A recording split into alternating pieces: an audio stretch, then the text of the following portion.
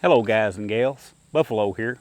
You know, in my initial video of the TriStar Viper G2 in 410, I promised you guys we'd come back out and shoot some different loads through it, pattern it, and shoot some slugs, birdshot, maybe even some buckshot. But today we're going to be doing the slugs. I picked us up some Remington sluggers. These are rifled slugs or Foster style slugs. They're 2.5 inch and they're 1/5 of an ounce. Now, on the box it says rifled slugs may be fired through any choke, but improved cylinder is best. So I went ahead and put us an improved cylinder choke tube in. So according to the manufacturer, that's going to give us the best results. So we're going to see what kind of 5-shot groups we can put on this target. We're going to start out at 25 yards and just see how well this thing will shoot slugs. Now this isn't an ideal slug gun. It's set up more for wing shooting. It's a really quick handling little shotgun. Really like the little shotgun. It's worked really well for me. But being a shotgun is a very versatile tool. You can tailor your ammo to your needs.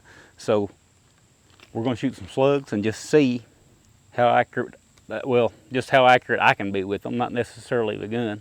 We don't have sights or anything like that on the gun. We just got it does have a fiber optic bead that comes on the shotgun, and that's all we've got to aim with. So it'll probably come down to how accurate that I can shoot it versus how accurate the slugs actually are. But that being said, let's go ahead and get started.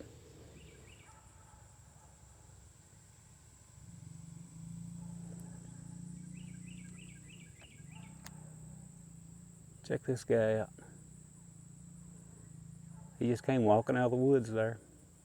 Someone has turned some pen-raised pheasants loose here nearby.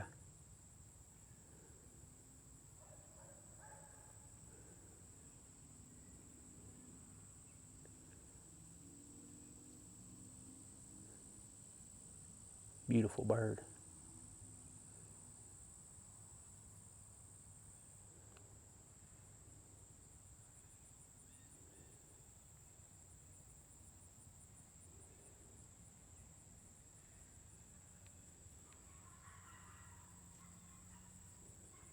Anyway, I was over here getting my mic set up, getting ready to move this target back to the 25-yard mark, and he just comes strolling up out of the woods there.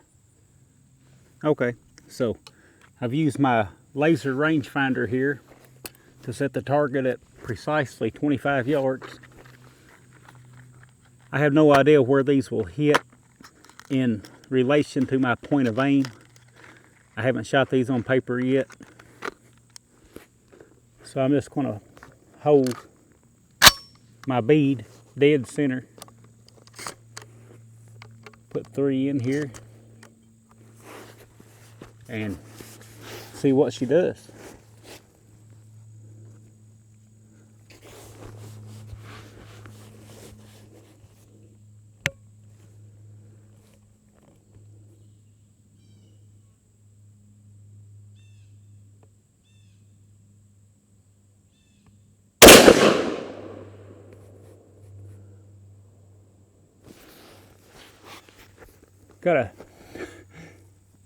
Got a stovepipe there.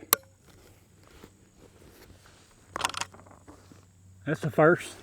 It may not like these slugs. We'll have to go one and see here.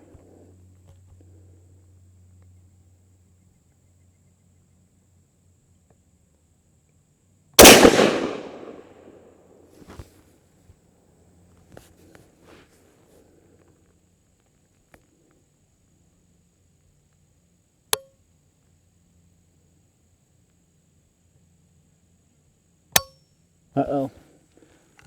Didn't feed. This is the first real trouble that I've had out of this little TriStar. It may not like these slugs at all.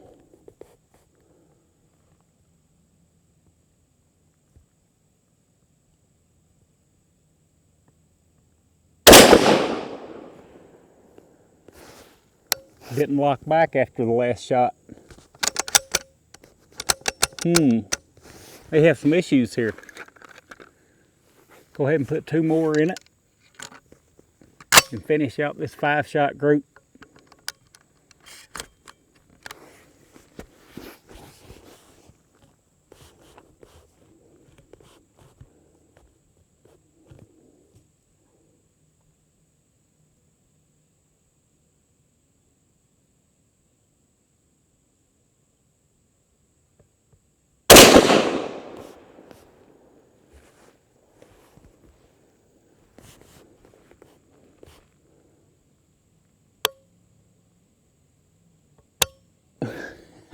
Didn't feed it again.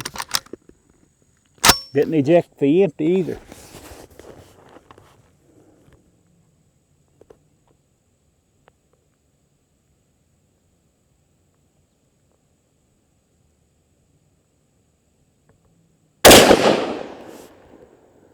All right, there's 5 shots. Let's see what those look like.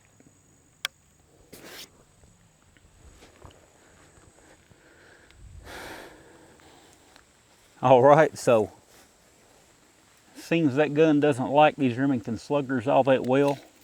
Looks like we've got about a 4-inch group at 25 yards. About 3 3/4 inches at 25 yards. Not anything to write home about for sure.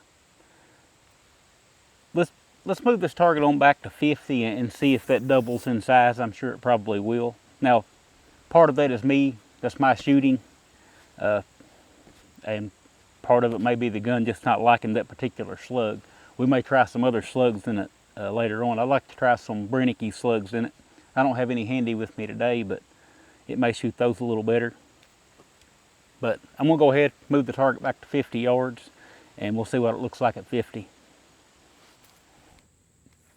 All right, so I've put a new target up at precisely 50 yards. I'm gonna work through this one more time. Get one more 5-shot group. I think that'll tell us all we need to know.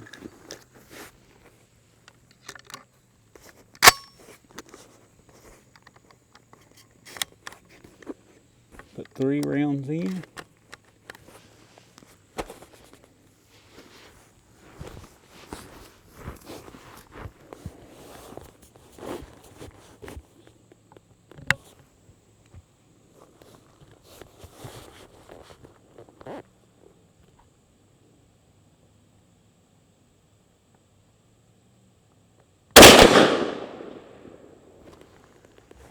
It did eject that spent shell.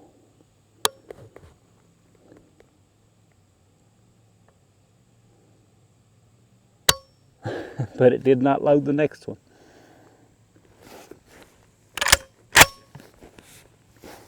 Absolutely does not like the 2.5-inch Remington sluggers.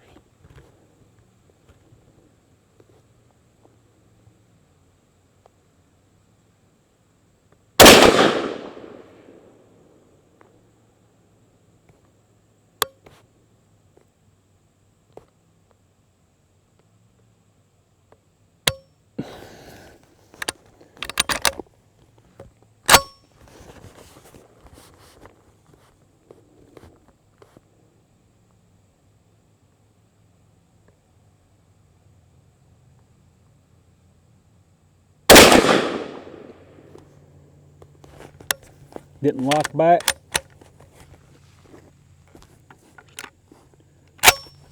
One.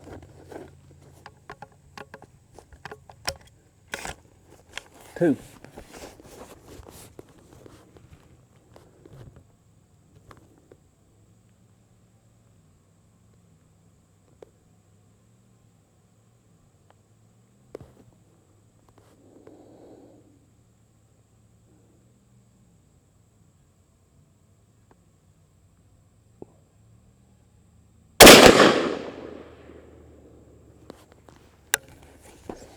Big stovepipe hanging out there.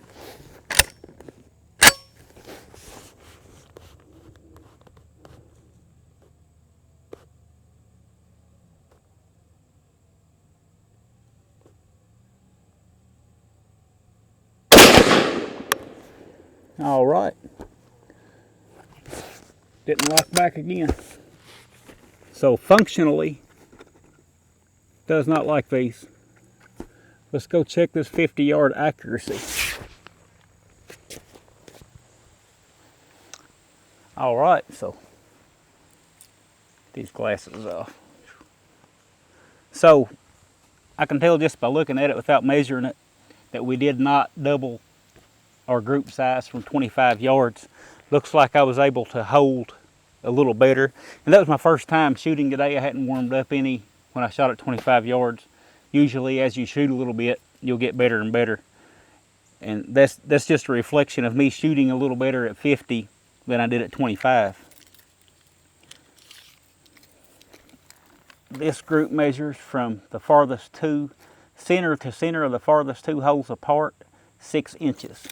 So that's not, I would expect, you know, about 4 inches at 50 yards. But 6 inches you could still get away with. Let's say your purpose was to hunt whitetail deer. Here in Kentucky, a 410 slug is legal to hunt deer with. I know people who do it year after year. I would say inside of 50 yards. Wouldn't go out past 50 yards with a shot with this setup for a couple of reasons. Number one, the accuracy factor. Just using the front bead like that, it's hard to keep a good tight group. And number two, of course, the 410 slug being 1/5 of an ounce, it just doesn't carry a lot of energy. The Foster style slugs, they're usually a soft lead and tend to break up as soon as they impact. They fragment and come apart. So you don't have a whole lot of energy there and a whole lot of penetration to deal with. If I were going to hunt deer here in Kentucky with a 410 slug, which I don't, I've just got too many other options to use, better options for in my opinion, a better kill, a more humane kill. But if I were going to use a 410 with 410 slugs, I would consider the Brennicky style slugs. And we'll do some testing with those. I've got some on order. We'll test those in this shotgun as well and see if they're any more accurate. They tend to hold together better. They're usually a harder alloy and they punch deeper, get better penetration. So that's just, you know, my opinion on the matter. But just for giggles, let's shoot some of these over the chronograph and see what kind of velocities and we can figure our energies, see what kind of numbers we're getting.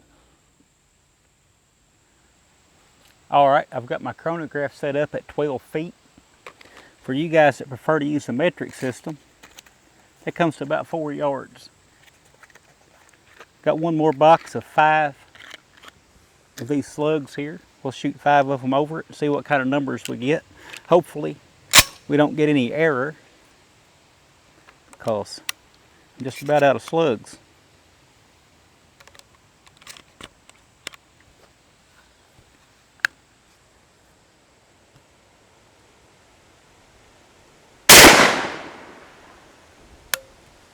(1,798 feet per second).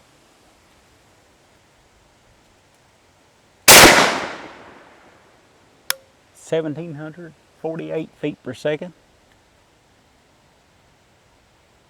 1,773 feet per second. Wow. Did you notice it just cycled all 3 of those and locked back after the last shot? Huh. 2 more.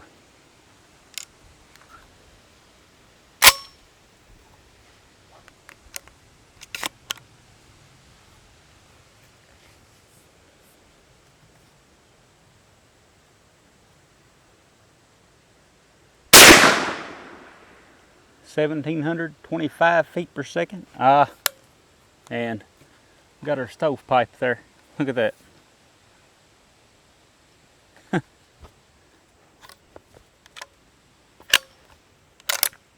Thought we were going to get through those 5 without a malfunction, but just not capable of doing it.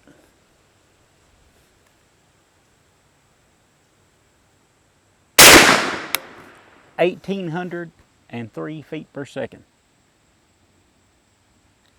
Didn't lock back either.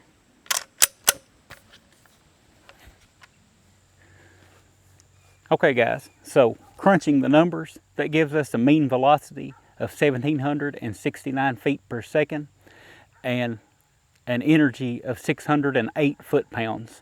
And like I said, that's 12 feet from the chronograph. And yes, I do know that yards aren't metric, but I wonder how many of you all have already corrected me in the comments section.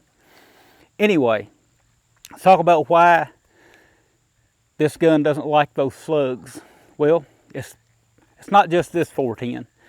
When you build a 410, a semi-automatic, this is a gas-operated semi-automatic, you have a load range that you build for. You don't have a lot of gases with a small 410 shot shell anyway, but you have to build it to operate within a certain range.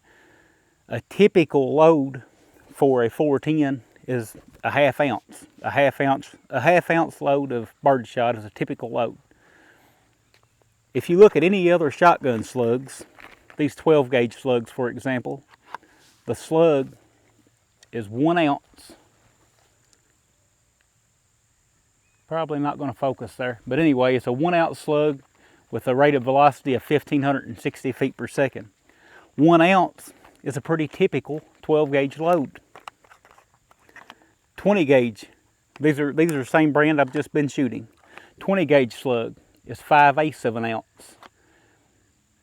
Doesn't give a velocity that I see right off the bat, but 5/8 of an ounce is a pretty typical 20 gauge load. But with 410 slugs, they're almost always light, high velocity. They're light for the caliber and they're high velocity. 1/5 of an ounce is a big leap from a 1/2 of an ounce. So it's hard to build a shotgun that'll handle both, and you're dealing with such a small amount of gas anyway. It's hard to build a shotgun that'll cycle both reliably. I don't know of any 410 slugs that are 1/2 ounce slugs, which would be a typical 410 load. I don't know why they do it that way. Almost, and I never use the word always or never or all, but almost all 410 slugs are light for caliber, high velocity rounds. So when you've got a shotgun here that's tuned for just being a great wing shooter, a great little bird gun that performs great with the 1/2 ounce loads. I've got some 1/2 ounce birdshot here and I've never had a failure. Not one single failure with this shotgun until today running those 1/5 ounce loads. I've got some of these target loads in my pocket just to show you. Now it's liable to make a liar out of me here since I'm on video, but I'll be highly surprised if I get a failure, a malfunction. There's 4 rounds. It just, this gun runs, it's run for me 100% with birdshot. I just wanted to demonstrate that before someone watches this video and starts picking apart the shotgun. 4 more rounds. The shotgun runs excellent.